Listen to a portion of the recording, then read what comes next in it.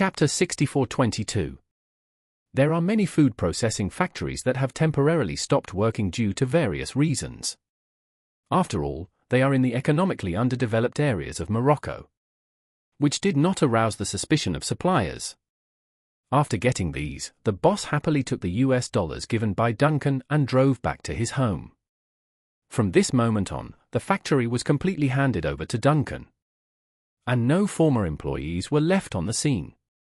Duncan immediately classified and divided the scene, and asked the family to dismantle all the machines and neatly stack them in the center of the factory, dividing the entire factory into two. The huge factory will be used for temporary residence for the dead and their families. The reason for dividing it into two is to temporarily separate men and women to protect privacy. All doors and windows have been shielded. The factory walls and factory buildings in the factory area are equipped with a large number of surveillance cameras on the top and sides. Although no high-tech equipment can be temporarily transferred, it is enough without being exposed. Although the ingredients in the factory warehouse are relatively simple, some other ingredients are still stored in the employee cafeteria. Duncan has issued a purchase order and asked the family to secretly purchase some other kinds of canned food and deliver them to the site. It just so happens that the cold storage is large enough to store at least dozens of tons of raw materials at ordinary times.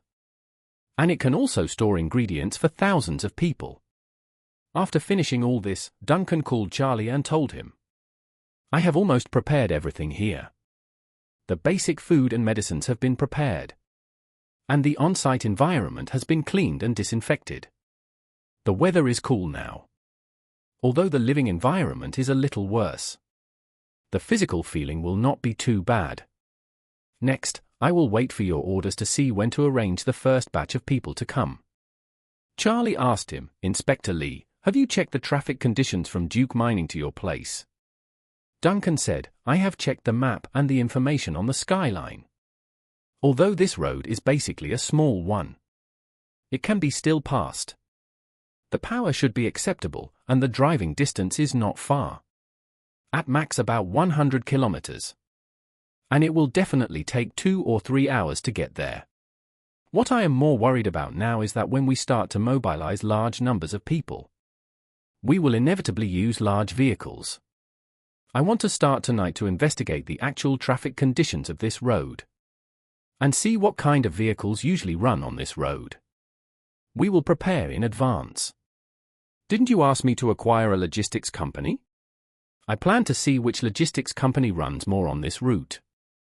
After acquiring it, I will use our people to continue running this route and deliver people here." "Okay." Charlie said, "You will be fully responsible for these matters." "Inspector Lee, if everything goes well on my side, as soon as Joseph arrives tomorrow, I will let him take a group of people there first. Most of the dead soldiers have the strength of 3-star warriors or even above. Let them try the land force march first. For them, 100 kilometers march is no problem. They can arrive in one night. And the target is the smallest. With their strength, ordinary people will not find them. If most people can reach the destination by force march, then the pressure on us to transport them will be much less. It's just some old people, women and children." "Okay." Duncan said, "I will also prepare the vehicles as soon as possible, and provide support at any time if needed."